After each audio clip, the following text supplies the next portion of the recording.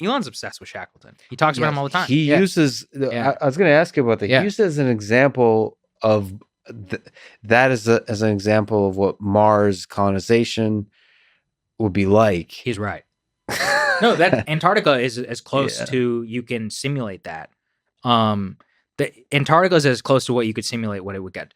That Nat Geo series on Mars, I'm not sure if you watched it. It's incredible. Elon's actually in it. And it kind of and it's like they get there, everything goes wrong, somebody dies, like it's horrible.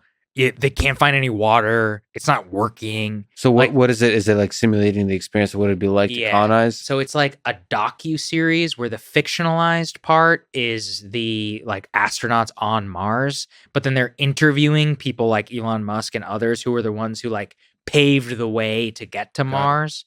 So it's a really interesting concept. I think it's on Netflix.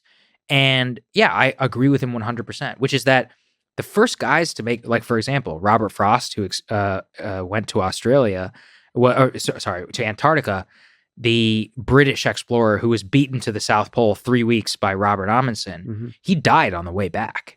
And the reason why is because he wasn't well prepared. He was arrogant. He didn't have the proper amounts of supplies. His team had terrible morale. Antarctica is a brutal place. If you fuck up one time, you die. And it's like, and this is what you read a lot about, which is the reason why such heroic characters like Shackleton shine is a lot of people died. Like there were some people who got frozen in the ice. I mean, man, this again also came to the North exploration. So I read a lot about like the exploration of the North Pole, and same thing.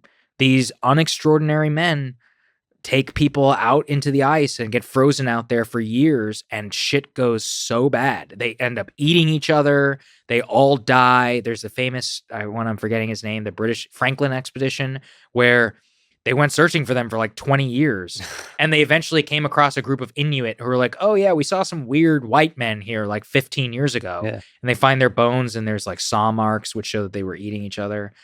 So history remembers the ones who didn't eat each other. Yeah, we remember the ones who made it, but there are, and that would be the story of Mars as well. That will be the story of Mars. So, and nevertheless, that's the interesting thing about Antarctica. Nevertheless, something about human nature drives us to explore it. Yes, that seems to be like, a lot of people have this kind of, to me, frustrating conversations. Like, well, Earth is great, man. Why do we need to colonize Mars? Like, you just don't get it. I don't know. I mean, I don't know. It's the same people that say like, why are you running? Like, why are you running a marathon?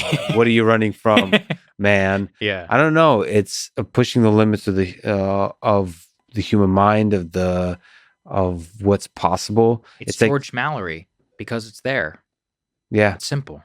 Like, and that somehow actually the result of that, if you want to be pragmatic about it, there's something about pushing that limit that has side effects that you don't expect that will create a better world back home for the people, not necessarily on Earth, but like just in general, it raises the quality of life for everybody, even though the initial endeavor doesn't make any sense. The very fact of pushing the limits of what's possible then has side effects of benefiting everybody.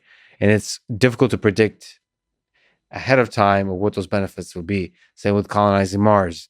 It's unclear what the benefits will be for Earth or in general. Well, what did we get from the moon? What did we get from Apollo, right? Technically, and there were a lot of socialists at the time making this argument. They're like, all this money going... You know what? We went to the fucking moon in 1969. That was amazing. The greatest feat in human history, period. What did we learn from it? We learned about interstellar or interplanetary travel.